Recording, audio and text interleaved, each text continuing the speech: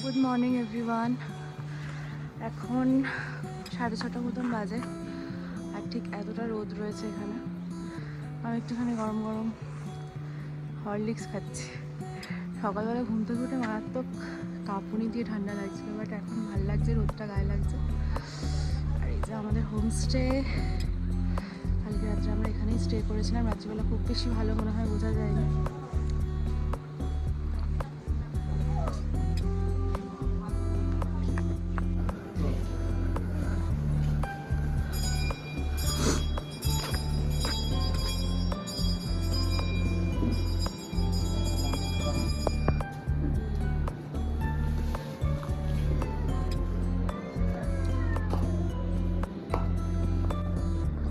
কি বিশাল কুমড়ো হয়েছে।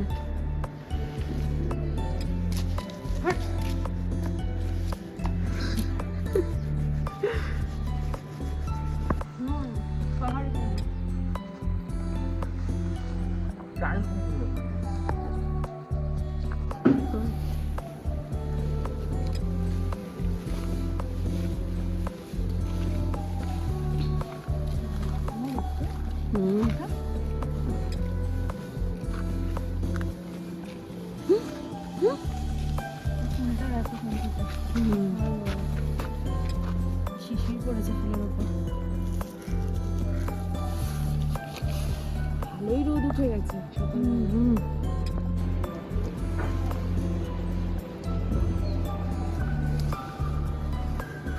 ডে 3, আর আজকে আমাদের চোমরং অবধি পৌঁছাবো। তারপর চোমরং থেকে ব্যাম্বু অবধি আমাদের 6 ঘন্টার ওয়াক আছে। অনেকটাই হাঁটা, কালকের মতোই। তো যার কারণে আমাদের আজকে একটু আর্লি স্টার্ট করতে হবে, নাহলে আমরা লেট হয়ে যাবো আবার কালকের মতন। কালকে যেমন আমাদের বিকেল হয়ে গেছিলো ঢুকতে ঢুকতে, তো আমাদের মাঝ রাস্তাতে একটা ঘুরজোনে একটা হোমস্টেতে আমাদের থাকতে হয়েছে। তো আজকের জন্য দেরি করবো না, তাড়াতাড়ি রেডি হব, বেরোবো, যাতে যে জায়গাটায় যাচ্ছি সেই জায়গাটার সেনিক বিউটিটা এনজয় করতে পারি। আর পাহাড়ে সকাল সকাল যেমন তাড়াতাড়ি সকালও হয়, আবার সেরকম তাড়াতাড়ি সন্ধেও নেমে আসে। আর এখানে মোটামুটি সবাই রেডি, অল সেট। আমরা স্টার্ট করব।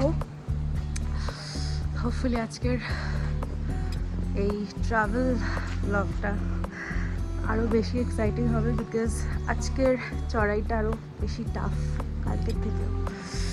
তো চলো যাওয়া যাক, আর দেরি করবো না, শুরু করি।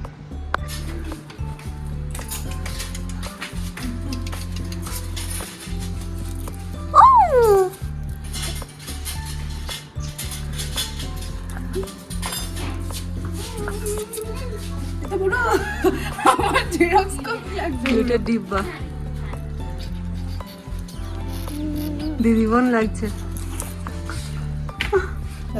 কোথায় সোনার কানে? হ্যাঁ, গান ফুটিয়েছে।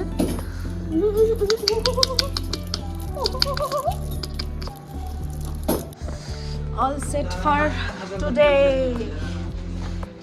হয়ে গেছি, এবার স্টার্ট করবো। 8টা বাজে, আমরা স্টার্ট করছি আজকের দিনটা। পিছনে স্কাইটা জাস্ট দেখো, মানে পুরো ক্লিয়ার। সূর্য মনে হচ্ছে এখনই মাথার ওপর পুরো। শুরু হলো আমাদের তৃতীয় দিনের যাত্রা। সকাল 8টায় আমরা বেরিয়ে পড়লাম রেডি হয়ে। আর যাওয়ার আগে অবশ্যই আমরা একটু ব্রেকফাস্ট করে নিয়েছিলাম আমাদের কাছে যা ছিল তাই দিয়েই। আর এখানে সকালবেলা আমরা যে হোমস্টেটাতে ছিলাম, এখানকার মানুষ যারা থাকে তারা তাদের নিত্যদিনের যা যা কাজ কর্ম সেগুলো সেরে নিচ্ছিল। আর এখানে আমরা শুরু করলাম আমাদের আজকের যাত্রা। আসলে এই ব্লগটা দিতে অনেকটাই লেট হলো, তার একটা বিশেষ কারণ হচ্ছে সামনে আমার একটা খুব বড় কাজ রয়েছে। সেই কারণে আমি একটু ব্যস্ত হয়ে থাকাতে এই ব্লগগুলো ছাড়তে বেশ কয়েক মাস কেটে গেল। ইচ্ছা আছে এই ব্লগগুলো এরপর আর যে কটা ব্লগ যাবে অন্নপূর্ণা বেস ক্যাম্পের, সেই ব্লগগুলো রানিং আমি দিতে পারবো। আর আপনারা আশা করি আগের ব্লগগুলো দেখেছেন। অল্প অল্প করে আমি সবটাই ইনফরমেশান দেওয়ার চেষ্টা করব। আর এই ব্লগটা একটু বেশি বড় হয়ে গেছে, কারণ আমি প্রত্যেকটা মুহূর্ত এই ব্লগে ক্যাপচার করার চেষ্টা করেছি। আর আমি চাইনি যে কোনো মোমেন্ট বাদ যাক, সেটা খুব কষ্টের মোমেন্ট হলেও আমি সেটা দিতে চেয়েছি, আবার খুব আনন্দের মুহূর্ত হলেও সেটা আমি আপনাদের সবার সাথে ভাগ করে নিতে চেয়েছি। তো আশা করি আপনারা আমার আগের ব্লগগুলো দেখেছেন। তো আস্তে আস্তে আমাদের যাত্রা শুরু তো আমরা করে দিয়েছি, আর এখানে এত অজস্র সিঁড়ি আমরা পেরিয়েছি যে সেগুলো গুণে শেষ করা যাবে না। যখন আমরা একটু ক্লান্ত হয়ে পড়ছিলাম, আমাদের কাছে আমরা কিছু স্ন্যাক্স, চকলেট, বিস্কিট এগুলো রেখেছিলাম, সেগুলো খাচ্ছিলাম, কখন একটু ব্রেক নিচ্ছিলাম। একেবারে আমরা উপরে কখনোই উঠিনি। প্রত্যেকটা মোমেন্ট যখন আমাদের মনে হচ্ছিল যে আমরা একটু কষ্ট হচ্ছে, তখন আমরা বিরতি নিচ্ছিলাম, তারপরে আমরা আবার এগোচ্ছিলাম। এতে আমাদের রাস্তাটাও অনেক স্মুথ হচ্ছিল যেতে, আর কষ্টটা একটু হলেও অনেকটা কম হচ্ছিল। একটা ঘন জঙ্গলের মধ্যে দিয়ে যাচ্ছি, আর চারিপাশে শুধু আওয়াজ। আমি জানি না কতটা ভিডিওতে শোনা যাচ্ছে।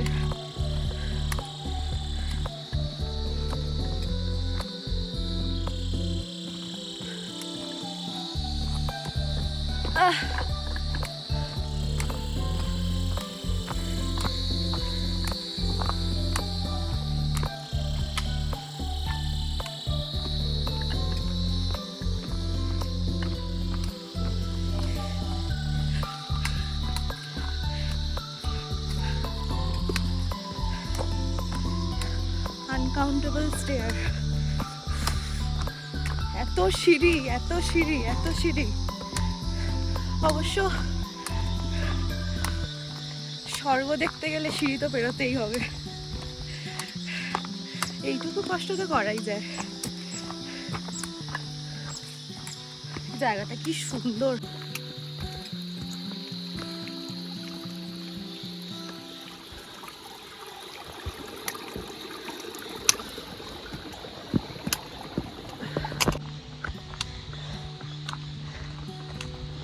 এই জায়গাটা আমি ব্লগে দেখেছি, আজকে এই জায়গা দিয়ে আমি হাঁটছি।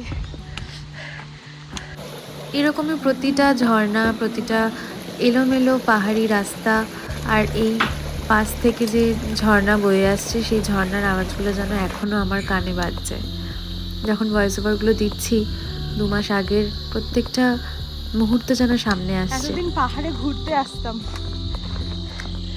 কিন্তু এখন মনে হচ্ছে যে পাহাড়ের মধ্যে দিয়ে হাঁটছি যখন, যে ওই দূর থেকে পাহাড় দেখা আর পাহাড়ের মধ্যে দিয়ে হেঁটে পাহাড়কে উপভোগ করা, এই দুটোর মধ্যে আকাশ পাতাল ফারাক।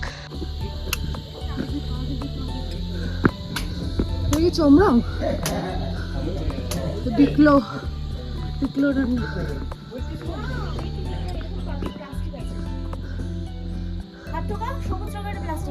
ওয়াশরুম আমিও যাবো।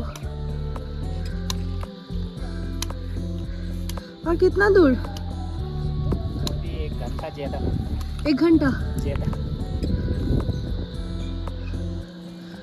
ये तुम्हें सुबह जल्दी चलना पड़ता है। हाँ। तो फोटो होटल ज्यादा नहीं है। अच्छा। लेट हो जाएगा तो होटल नहीं मिलेगा। रूम नहीं मिलेगा। हम लोग 2 बजे आगे पहुँच पड़ता है। 2 बजे 2:30 बजे उसके पीछे पहुँचेगा तो रूम नहीं मिलेगा। पीछे रहे तो इसलिए होटल करते हैं।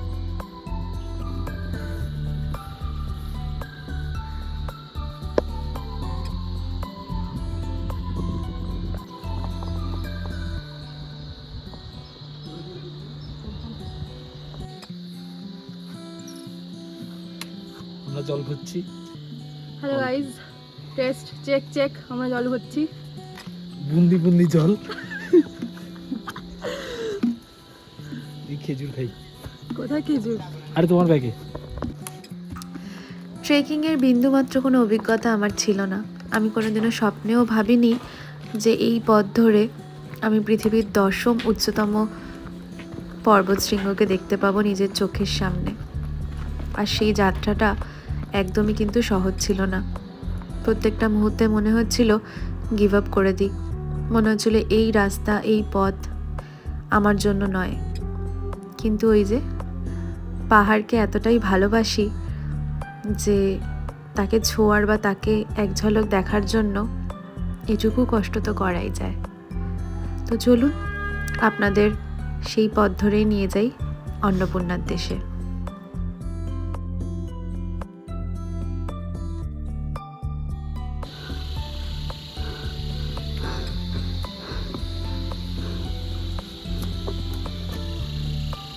চকলেট বার করো।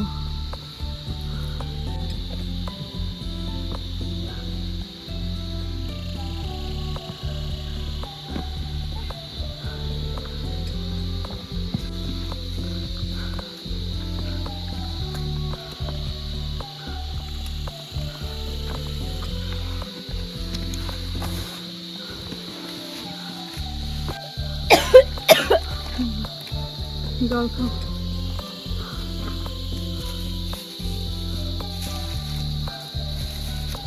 পালকে পড়ো।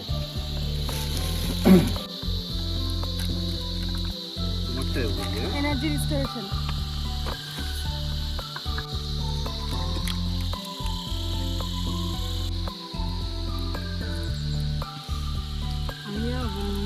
ভিডিও আর হাঁটা সামলাতে পারছি না একসাথে। এনার্জি গেইন করার পরে আমরা আবার হাঁটতে শুরু করলাম অন্নপূর্ণার উদ্দেশ্যে। আর বেশ কিছু দূর যাওয়ার পরে আশেপাশে দেখলাম ধোঁয়াশা ধোঁয়াশা হয়ে আসছে। পরে বুঝতে পারলাম যে পথ ধরে আমরা যাব সেই পথের ধারেই ল্যান্ডস্লাইড হয়েছে।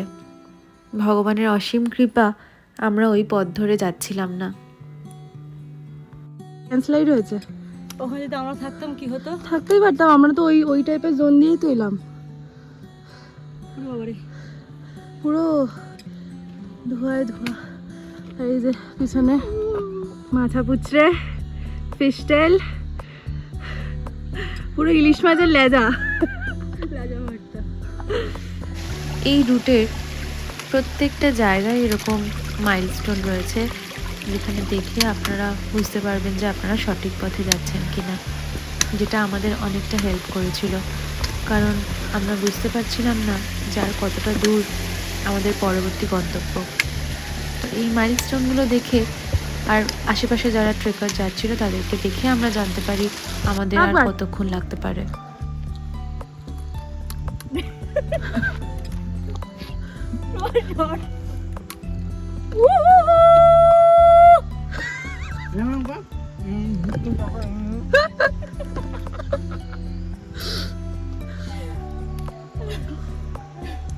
এত পরিমাণ ল্যান্ডস্লাইড হয়েছে, পুরো ধোঁয়ায় ধোঁয়া।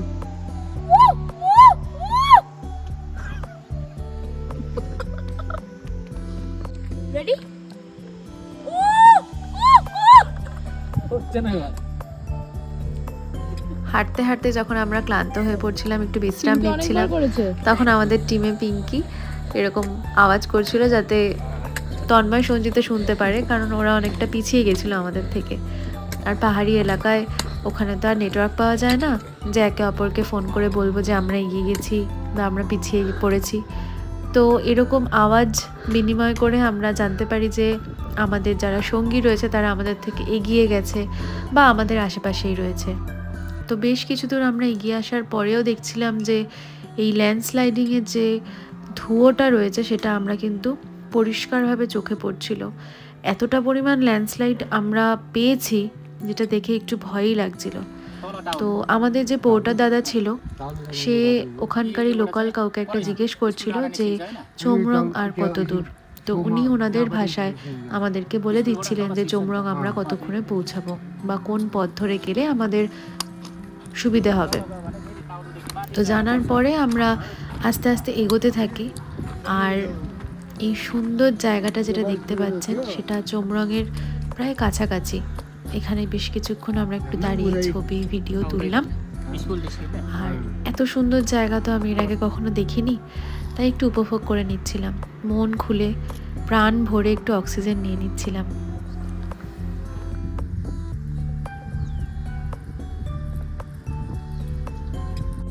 সারা পৃথিবী জুড়ে ছোট বড় মাঝারি বহু দেশ থেকে এখানে মানুষ আসে অন্নপূর্ণা বেস ক্যাম্পের ট্রেকিংয়ের জন্য। এটা খুব পপুলার একটা ট্রেক রুট। আপনারা দেখতেই পাচ্ছেন এখানে বহু বিদেশি এখানে অলরেডি তারা সামিট করে ফিরছে অন্নপূর্ণা বেস ক্যাম্প, আর আমরা যাচ্ছি। তো এখানে সঞ্চিতা আমাকে জিজ্ঞেস করছিল যে ওরা কোন দেশ থেকে এসছে জিজ্ঞেস করার জন্য, কিন্তু আমি আর সেই অচেনা বলে আর জিজ্ঞেস করার সাহস দেখাইনি। আর এখানে তন্ময় দাঁড়িয়ে দাঁড়িয়ে ল্যান্ডস্লাইডটা দেখছিল আর বলছিলাম যে যদি আমরা ওইখানে থাকতাম তাহলে কি হতো। যাই হোক, ভগবান আমাদের এ যাত্রায় রক্ষা করেছিল। আর আমরা আস্তে আস্তে অন্নপূর্ণা বেস ক্যাম্পের দিকে এগিয়ে যাচ্ছিলাম। আর সামনে যখনই এরকম সিঁড়ি আসছিল আমার তো একরকম মাথা ঘুরে যাচ্ছিল, আর মাঝের মধ্যে একটু নিজেকে মোটিভেট করছিলাম, একটু নিজেকে ধাক্কা দিচ্ছিলাম, পুশ করছিলাম যে না, এগিয়ে যেতে হবে, ভয় পেলে চলবে না। এই যে সামনে দেখছেন বিশাল সিঁড়ি, সেই সিঁড়ির কোথায় শেষ তা কিন্তু আমরা নিচে দাঁড়িয়ে দেখতে পাচ্ছিলাম না, তাই জন্য আরও বেশি ভয় লাগছিল। ছবির মতো পেন্টিং, ইটস লাইক পেন্টিং। মনে হচ্ছে কেউ আকাশে এঁকে দিয়েছে, আকাশে হচ্ছে ক্যানভাস আর কেউ সাদা রং দিয়ে এঁকে দিয়েছে নীল আকাশে। আহা, life time. This is beautiful beyond. ও আলাদাই। এই সেই মেঘটা না থাকলে পুরো ক্লিয়ার ভিশন হতো। আমরা অলমোস্ট চোমরং পৌঁছেই গেছি, আর just 5 minutes walking and after that we will reach Chomrong. মেঘের জন্য না দেখা যাচ্ছে না, ক্লিয়ার না স্কাই। আমরা যখন উঠছিলাম তখন বেশ ক্লিয়ার দেখা যাচ্ছিল, বাট এখন পুরোটাই ঢাকা। জানি না আবার কখন দর্শন দেবে। এই সেই গাছটা কালকে যেটাতে খোঁচা খেয়ে লিটারেলি আমাদের হালাত খারাপ হয়ে গেছিল। জানি না এটা কি গাছ, পিঙ্কি বললো এটা নাকি পাহাড়ি বিচুটি পাতা, যার ওপর প্রচণ্ড রাগ থাকবে এই পাতা লাগিয়ে দিলে মোটামুটি 2 দিন তার কথা বলা বন্ধ থাকবে। আমার জাস্ট একটু ছোঁয়া লেগেছিল, আমার হালাত খারাপ। আর এই যে তন্ময় হাত দেখাও, ওর গায়ে এখনো এই যে ওই পাতাটা দেখে ওর গায়ে এখনো গুজবাম্পস দিচ্ছে, এত খতরনাক, পুরো কারেন্টের মতো। আমরা অলমোস্ট এখানে পৌঁছেই গেছি চোমরঙে। তো চোমরঙের পথ ধরে যেতে যেতে আমরা একটা পাহাড়ি গ্রাম দেখতে পাই, যেখানে খুব সুন্দর করে সাজানো ছিল। আর পাহাড়ি রাস্তায় যেতে যেতে এরকম হোমস্টে আপনারা অবশ্যই দেখতে পাবেন, যেখানে আপনাদের যদি মনে হয় এক মুহূর্তের জন্য যে আপনাদের শরীর অসুস্থ বোধ হচ্ছে বা শরীর ঠিক লাগছে না, অবশ্যই কিন্তু আপনারা এখানে থেকে যেতে পারেন, একটু রেস্ট নেবেন, তারপরে আপনারা আবার যাত্রা শুরু করতে পারেন। আর এই রুটে এরকম ছোট বড় হোমস্টে কিন্তু অসংখ্য রয়েছে। তো আগে থেকে আসলে অবশ্যই কিন্তু হোমস্টেগুলোতে বুক করে আসবেন, কারণ যত সময় বাড়তে থাকে হোমস্টে কিন্তু ভর্তি হতে থাকে। কারণ যারা খুব সকাল সকাল যাত্রা শুরু করে তারা কিন্তু দিনের মাঝামাঝি 12টা 1টা 1:30টার মধ্যে কিন্তু পৌঁছে যায় তাদের গন্তব্য জায়গায়। কিন্তু আমরা প্রতিদিন একটু লেট করে শুরু করছিলাম বলে আমাদের মেইন যে ডেস্টিনেশন ছিল সেই ডেস্টিনেশনগুলোতে পৌঁছতে কিন্তু 3:30 4টে 4:30 এরকম বেজে যাচ্ছিল। তো যারা এই রুটে আসবেন তারা একটু আর্লি স্টার্ট করলে আপনারা কিন্তু খুব তাড়াতাড়ি যে জায়গায় পৌঁছবেন সেই জায়গায় পৌঁছতে যাবেনই, প্লাস সেই জায়গার সৌন্দর্যটাকে উপভোগ করতে পারবেন। আর এই যে আমি এই গরুটাকে দেখে একটুখানি মুখ বেঁকাচ্ছিলাম, আসলে এতটা রাস্তা হাঁটতে হাঁটতে না শরীরের সাথে মেন্টালি বা ফিজিক্যালি দুটোরই একটু ক্লান্তি ভাব চলে আসে। তো মাঝের মধ্যে নিজেদের মধ্যে একটু হাসি ঠাট্টা গল্প না করলে হয় না। 11টার সময় আমরা চোমরং এসে পৌঁছালাম সবে, এখনো আরো অনেকক্ষণ রাস্তা। কালকে অ্যাকচুয়ালি আমাদের এখানেই এসে থাকার কথা ছিল, যেহেতু রাত হয়ে গেল তাই আর পৌঁছাতে পারলাম না।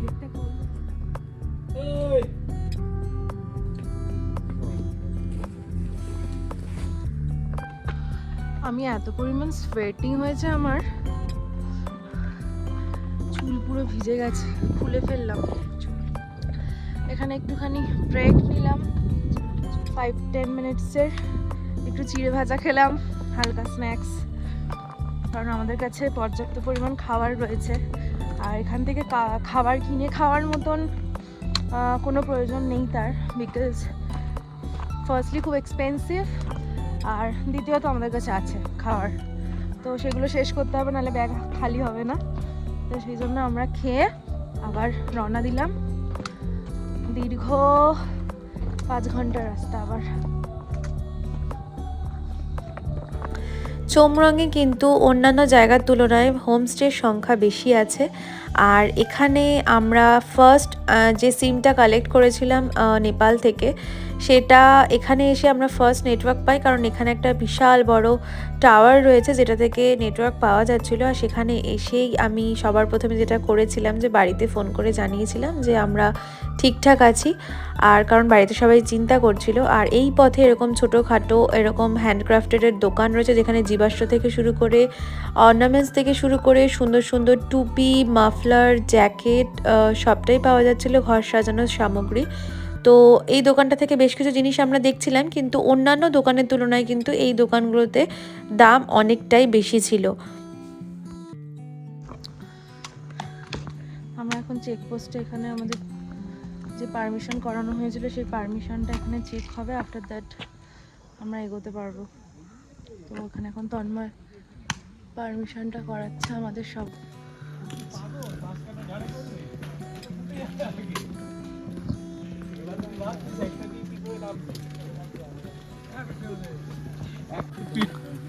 আমি তোর বাবা, তাহলে কি গেল এলো? আমি একটা বয়স্ক মানুষ, আমাকে Complete? বলতে পারিস না তুই? স্ট্যাম্প মেরে দিয়েছে দেখি আমারটা কইতে পারিস? স্কোয়াড করে যাচ্ছে আমি যা হাফ হাফ স্কোয়াড করে জাস্ট দাঁড়াবো, তারপরে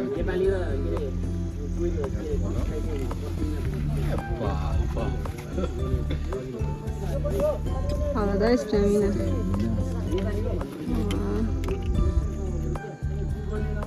এই প্রথম আমি স্যাকটা, আমার স্যাকটা নিলাম, এতক্ষণ তন্ময় পুরো এটা আটকাচ্ছে না। চল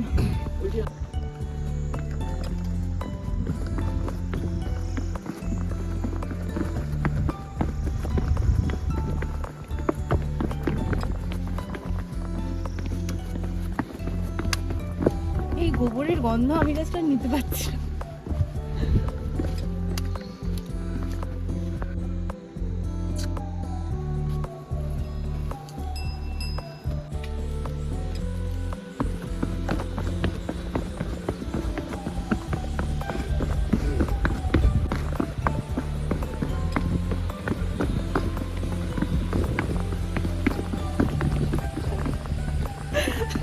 আমাকে স্যাক বিদ্ধ করা হয়েছে।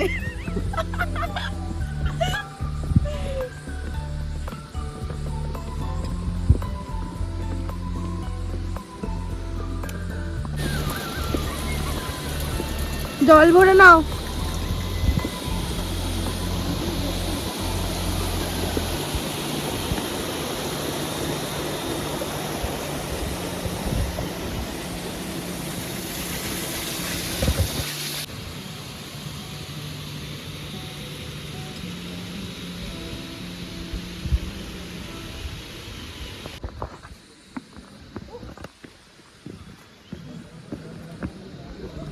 একটু এদিকে ফেরো,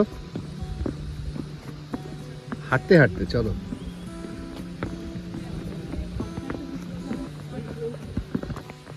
দীর্ঘ 1.5 ঘন্টার পথ আমরা নামলাম, এবার আবার ওঠা। এই যে ওঠা। চোমরং থেকে আমরা যখন নিচের দিকে নামছিলাম, আমরা বুঝতে পারছিলাম যে এরপরে হয়তো যতটা নিচে নামছি আবার ততটা উপরে উঠতে হবে, কিন্তু সত্যি কথা বলতে ধারণা ছিল না যে এতটা কঠিন হবে সেই পথটা। দীর্ঘ 5.5 ঘন্টার জার্নি। চোমরং আসতে আমাদের সকাল 8টা থেকে 11টা বেজে গেছিলো, যদিও আমরা একটানা কখনোই হাঁটছিলাম না, যখন খুব কষ্ট হচ্ছিল আমরা বিরতি নিচ্ছিলাম। আর এই রুটের এরকম সাসপেনশন ব্রিজ কিন্তু কম করে 5 থেকে 6টা আমরা পেয়েছি। আর এই ব্রিজগুলো দিয়ে যখন আমরা হাঁটছিলাম, ব্রিজটা অসম্ভব দুলছিল, আর তার থেকেও ভয়ানক ছিল এই পাহাড়ি নদী, যেটার আওয়াজ এখনও আমার কানে বাজছে। উপর থেকে অসম্ভব সুন্দর লাগছিল চারিপাশটা দেখতে, শুধু সবুজ আর পাহাড়ি ঝর্ণার আওয়াজ। শুরু হলো আবার সিঁড়ি ভেঙে উপরে ওঠার পর্ব। আর আপার সিনুয়াতে শুধু সিঁড়ি আর সিঁড়ি, সেখানে কিন্তু কোনো রকম কোনো সমতল পথ আমরা পাইনি। আর সেই সিঁড়ি ভেঙে উঠতে গিয়েই আমাদের একদম কাহিল অবস্থা হয়ে গেছিল।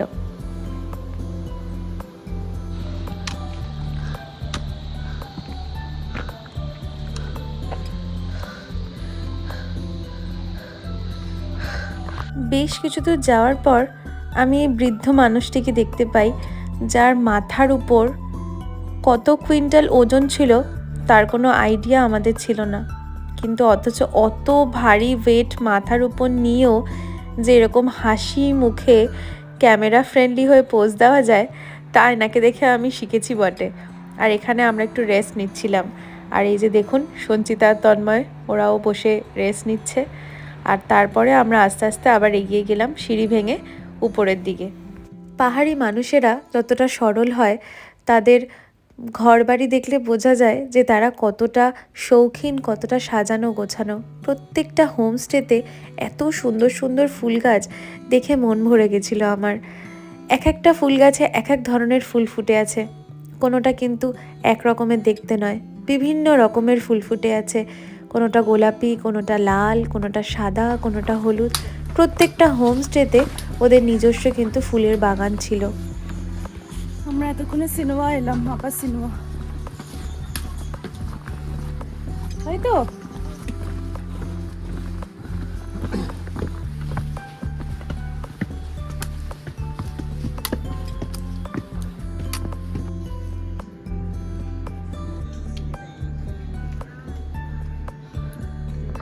স্কোয়াট করছি, স্কোয়াট 100টা রিপিটেশন, 15 কিলো ওয়েট নিয়ে স্কোয়াট চলছে আমাদের। তন্ময় আজকে ফাটিয়ে দিয়েছে। জিমে 10টা করি, এখানে 100টা মিনিমাম। মোর দ্যান 100, 1000 হয়ে গেছে মনে হয় আমাদের এতক্ষণে। হ্যাঁ সেই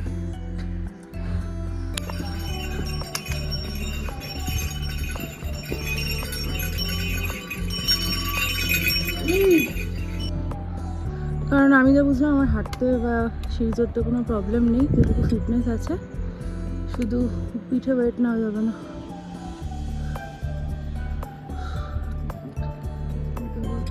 উইদাউট গাইড আসছে।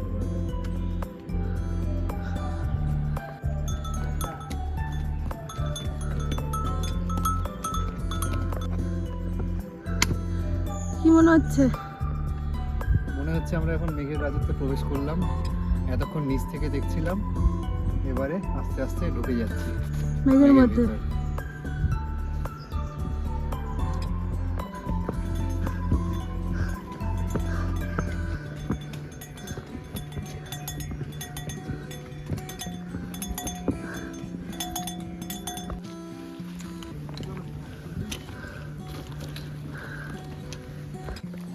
চারটে বাজে এখন, আর আমাদের ট্রেক এখনো চলছে।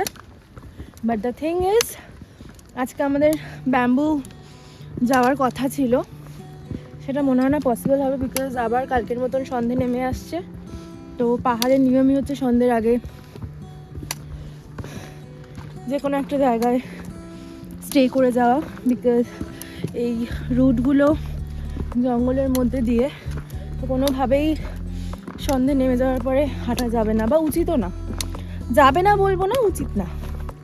তাই আমরা আজকে ডিসাইড করেছি যে আপার সিনেমাতেই থাকবো। তো আমরা এখন যে জায়গাটায় রয়েছি সেই জায়গাটা থেকে আপার সিনেমা এখানকার লোকাল বলছে 20 মিনিটস। বাট এখানে একটা ব্যাপার আছে, এখানের 20 মিনিটস মানে সেটা 1 ঘন্টাও হতে পারে, যদি 2 ঘন্টা হয় তো 2 ঘন্টাও, তার থেকেও বেশি, মানে 4 ঘন্টা হেঁটে এসেও শুনছি আরও 4 ঘন্টা, এরকম একটা ব্যাপার। যাই হোক, যাওয়া যাক। দীর্ঘ পথ অতিক্রম করে আমরা এসে পৌঁছালাম আপার সিনেমার সামনে এই হেলিপ্যাডটাতে।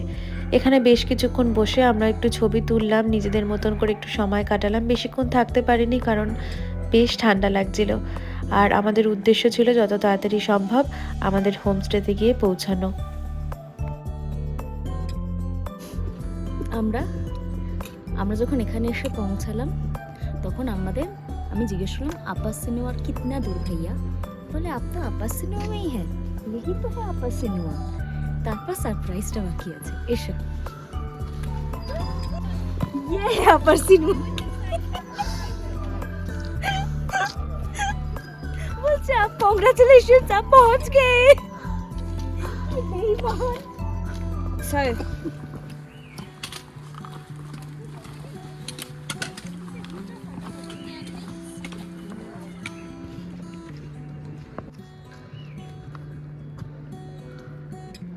আধ ঘন্টা করে কতটা রাস্তা চলে এলাম। রুম নেই, এখানে রুম নেই, নিচে যেতে হবে। বাহ,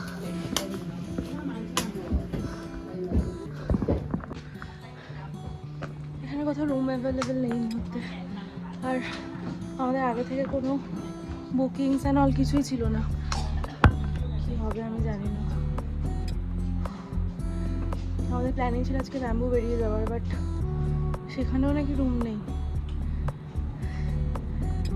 বাই এনি চান্স আমরা কি মরে যাবো এখানে, শুতে হয় বাইরে। গড, দেখা যাক কি হয়, কিছু তো একটা উপায় বের হবে। প্রবাল, আমাদের হাতে আর কদিন আছে? আর 3 দিন। দিনে ওঠা আছে। আচ্ছা, মানে 3rd দিনও আমরা এবিসি থাকবো।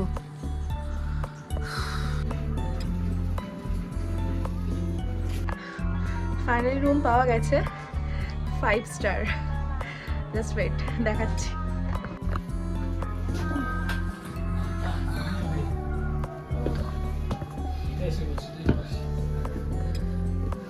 Feeling exhausted.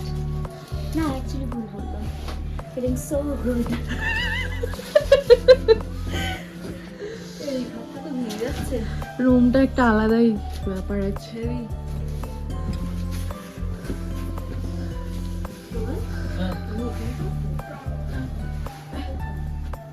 এই এখানে আরো জায়গা আছে।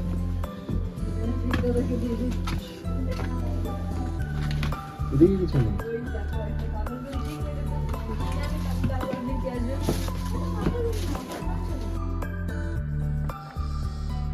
এই যে আমাদের 5 স্টার হোটেলে আমরা আছি এখন। আমি জীবনে প্রথম এত ভালো জায়গায় সত্যি আছি, তার জন্য কোনো রিগ্রেট নেই। আজকের রাতটুকু এইভাবেই মাথা গুঁজে এখানে ঘুমিয়ে পড়বো। আমরা অ্যাকচুয়ালি আগে যে কোনো দরজা ছিল না, যার কারণে রাত্রিবেলা হু হু করে মেঘ ঢুকতো, সাথে ঠান্ডা হাওয়া, জাস্ট মরে যেতাম। তাই জন্য আমাদের এই 3টে মেয়ের জন্য এই রুমটা অ্যাকোমোডেট করা হয়েছে, আর পাশে ছেলেগুলো শুয়ে পড়বে। রুম পাওয়াই যাচ্ছিল না। এই যে একটা মানে রাত্রিটুকু কাটানোর জন্য যে জায়গাটা পেয়েছি, এটাই মানে এই মুহূর্তে দাঁড়িয়ে অনেক। তো এখন আমরা দেখি একটু গরম স্যুপ বা কিছু একটু খাবো, কারণ ঠান্ডায় পুরো মশলা ওটস। আজকে পিঙ্কি আমাকে সারপ্রাইজ দেবে আবার। দুটোর কিন্তু আমি ছবিতে ভাইরাল করে দেবো, কিন্তু কোনো অসুবিধা নেই। একদম নেটে ভাইরাল হয়ে যাবে। ভূতের হাত এরকম হয় নাকি? কই দেখি হাত বাড়াও। ওরে বাবা, ভাই কি রকম হাত। রাত্রিবেলা গ্লাভসটা পরে ভয় দেখাবো। ওই খাটে কেউ শুচ্ছে না, ভয় দেখিয়ে লাভ নেই। আমি ওখানে গুজে দেবো, ওখানে স্যাক লিখে দেবো, স্যাক। ওই দেখ, ওখানে আমি স্যাক রাখবোই, নাহলে ও রাতে হাত বাড়াবে।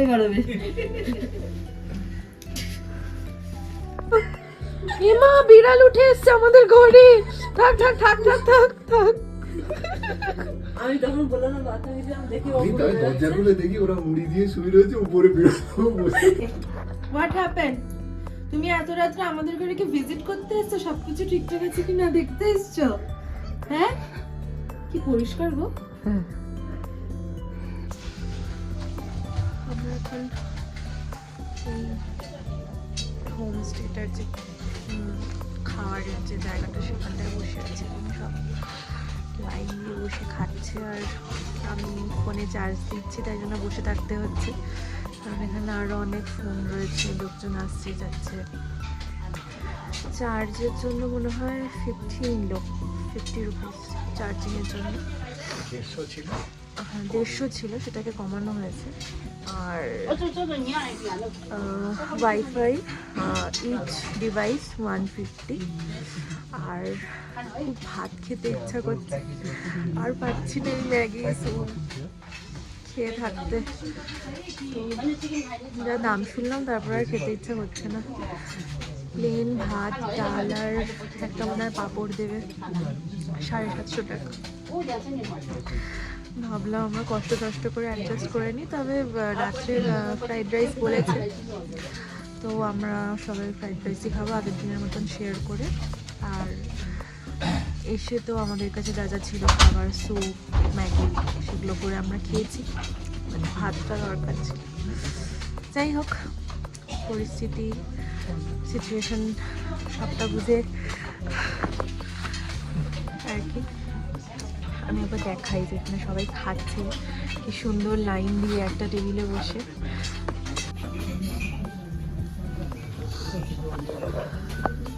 এই যেখানে ফোন চার্জ হচ্ছে।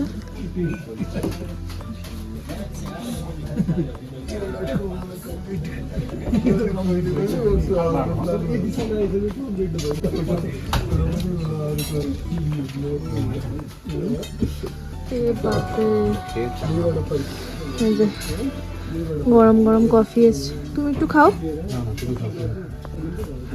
আমি কফিটা খেতে গিয়ে কাপের লেখাটা দেখছি, surround yourself with good people and strong coffee.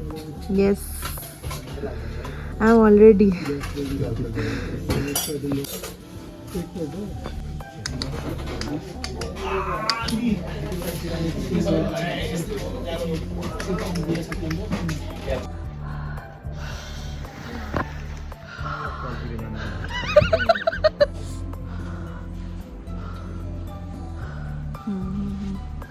আজকে দিনটা ভালো কাটলো, নতুন রকমভাবে কাটলো।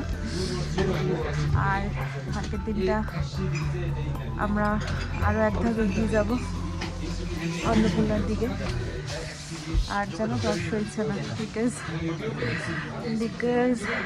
আজকে এক ঝলক দেখা পেয়েছিলাম যদিও, কিন্তু সেটা কিছুক্ষণের জন্য, ওয়েদার ঠিকঠাক ছিল না। আর এখন ঘুমিয়ে পড়বো, কারণ কালকে অনেক আর্লি মর্নিং স্টার্ট করবো, তো সেই জন্য আজকে ঘুমিয়ে পড়তে হবে তাড়াতাড়ি। আর আজকের এই ব্লগটা এখানে এন্ড করছি। যদি ভালো লেগে থাকে আমার এই জার্নি, এভাবে উপরে উঠছি নামছি,